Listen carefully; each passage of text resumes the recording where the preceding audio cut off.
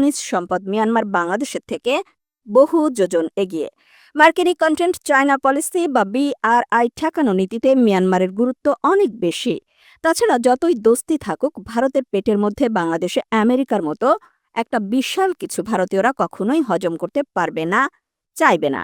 বাংলাদেশের অনেক বেশি দরকার চায়নার, তাই চায়না বাংলাদেশকে ফেলে দেবে না কখনোই। আমাদেরও তাই চায়নার সাথেই থাকতে হবে। মার্কিনী শুল্কের চাপে পড়ে বাংলাদেশকে আত্মঘাতী ও রাষ্ট্রঘাতী সিদ্ধান্ত নেওয়া থেকে বিরত থাকতে হবে।